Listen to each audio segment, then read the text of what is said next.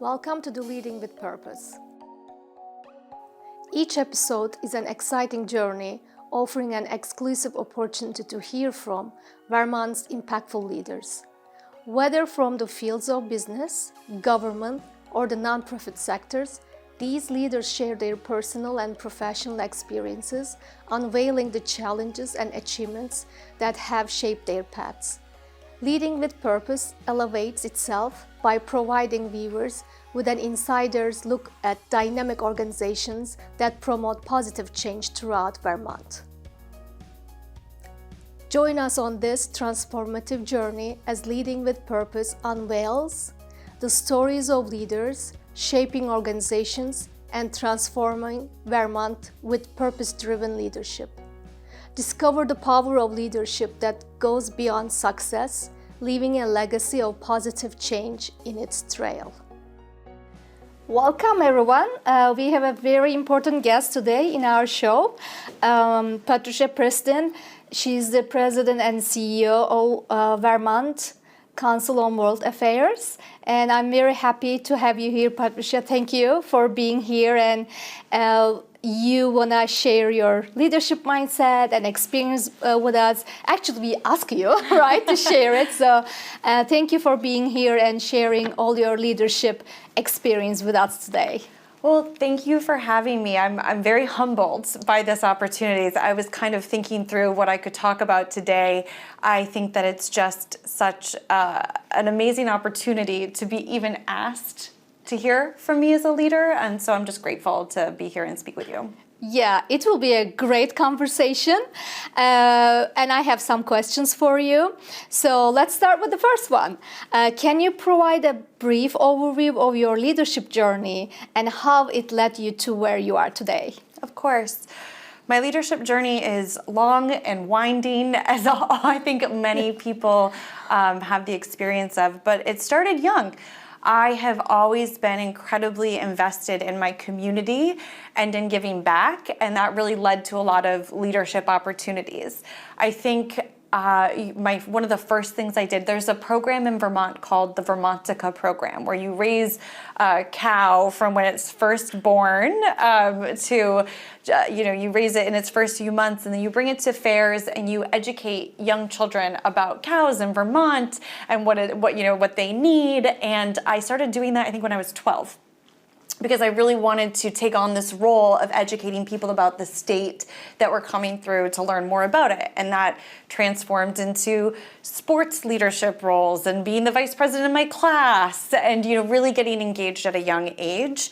But with a lot of diverse and different experiences over time and over the years, it really evolved. And when I started looking at my leadership style more critically and in a more professional way, I looked to a lot of mentors that I had that I thought were just inspirational and empowering, and I tried to emulate the things that they were doing that really meant a lot to me. So I remember working for one boss who said to me, everything you do and everything you give is a gift. And if you've ever worked for me before, I've probably said that to you at some point in time. It's a gift you're giving to this organization, which I think lends itself to a nonprofit, mission-driven organization. You're giving a gift of yourself and your time to the organization, and the organization will be better for that. So it's one example of something that I picked up along the way.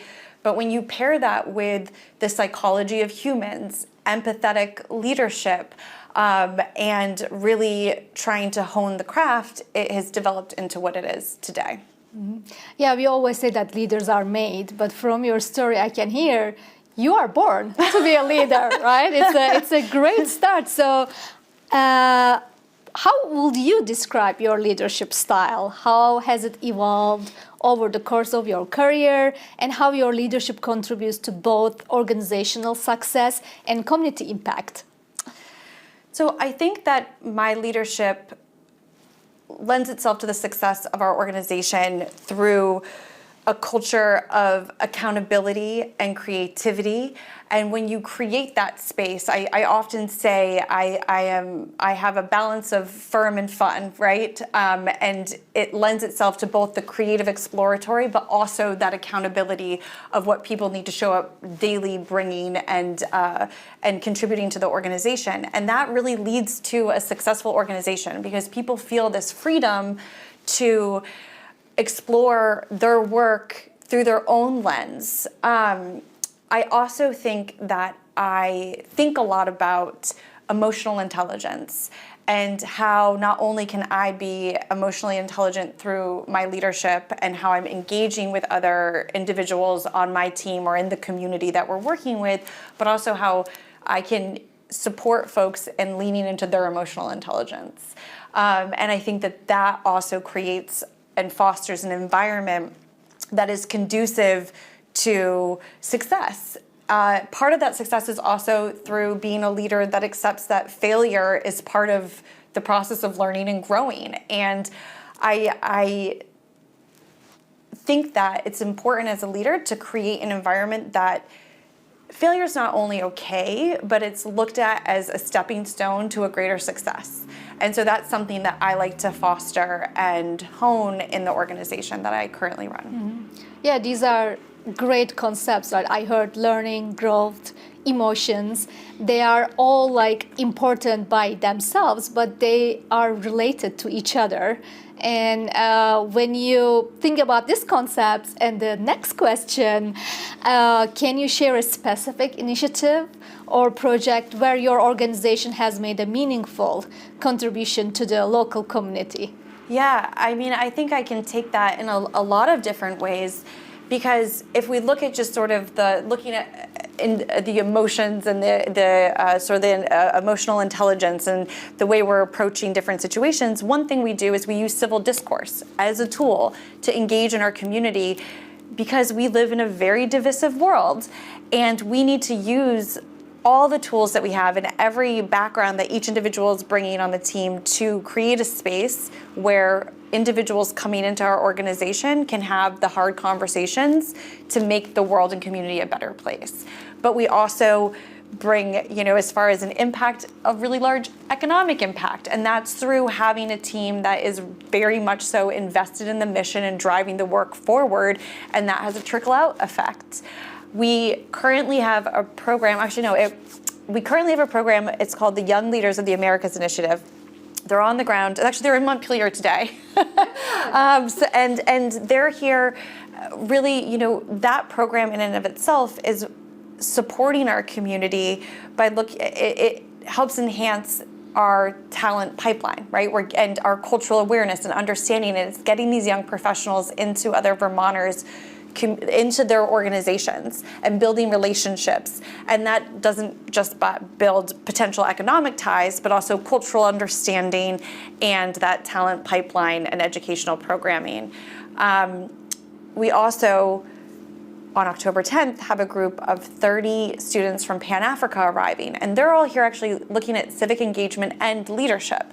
So aligned with the conversation today, we'll be bringing leaders that will inspire them. They're leaders themselves, right? I think one thing that all leaders should have as a mindset is a constant growth mindset of how we can all learn to be better leaders, even from folks that are in high school. I can learn a lot about leadership from myself, and I have, and that has an impact in our community too, because these individuals are at the homes of people throughout the state, and they're young leaders engaging with Vermonters, teaching them about their country and culture, but also about their leadership work. So it not only has a trickle-out of impact on the community for a lot of different reasons, which I could go into more, but just focusing specifically on the leadership impact, that's there as well. These are all great programs, and I'm really interested in that it does not depend on the age, it depends on the talent and experience. So yeah, it's a great perspective. Yeah, so in what ways do you believe purpose-driven leadership can transform not only organizations, but also entire communities? Yeah, purpose-driven leadership has the ability to have individuals find a true purpose in what they're doing. And with the Vermont Council on World Affairs, it's kind of easy because it's a mission-driven organization, and folks that are drawn to our organization really believe deeply in the mission. But once you become involved, even if it's through, you came on to do social media, but then you met these humans that came into our state, and you met the humans that they met with in this state, and you got to see the magic happen in this powerful moment, you become invested. When you go to one of our events and you see someone's mind and world totally changed and transformed because they heard someone else's perspective, you become invested in a different way. And it gives you purpose. That when you get up, you say, I'm not just gonna go to work. And I always say, we're not just, because we have to do newsletters and fundraising and all these things that are, tangential to the mission-driven work. And I always say, think of every single newsletter, like, why are we making this, right? Why do I care about the font and the color and the brand or any of these things? It's because all of this leads to the purpose of why we're here today.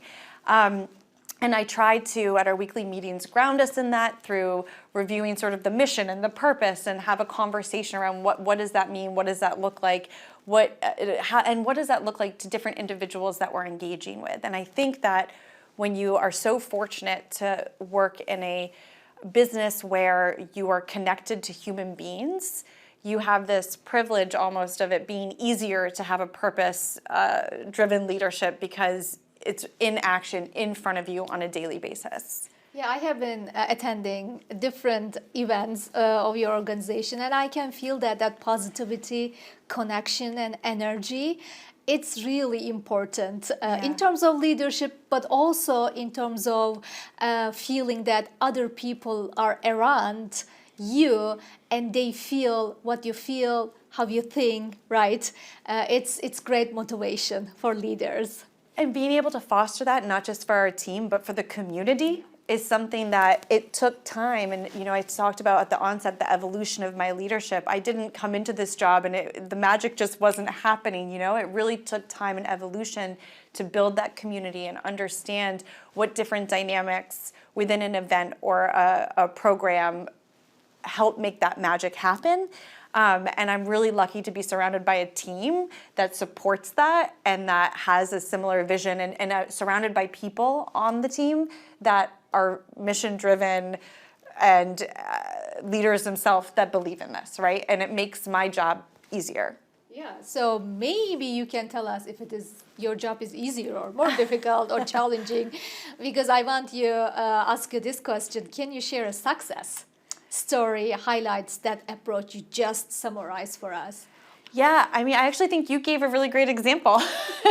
At our most recent International Women's Day, we had an event where we came together to hear from these powerhouse leaders that some people, one woman came up to me. There was a business leader and someone who worked in law, and the business leader who was there was talking about how her company really was just hiring men for the first several years, and the evolution of how their organization grew and her role in that. And someone at the event came up to me and said, I came into this really with a negative impression. They said, I applied for that company. I couldn't get into it. I'm one of the women they rejected, and I'm leaving here now their biggest supporter, understanding more about leadership, understanding more about evolution and growth of humans and individuals, and leaving a chip on my shoulder off of that experience of what happened. And that's just one really small example of how that energy and that impact, or how that energy and that kind of environment can impact an individual. But I also think more specifically about, the Pan-African students that are here. When they've come, they're coming into an environment where, they might be in parts of Vermont where they're not welcome or feel welcome. And we have to foster an environment for both those communities to be open and receptive to receiving our participants, but also prepare our participants and leaders to go into those communities. And we've had spaces before where we heard that people were really hesitant and nervous and didn't want folks from Pan-Africa coming into their community. They were scared. And after, I got a phone call of an individual crying saying, I'm so sorry that I was scared about this.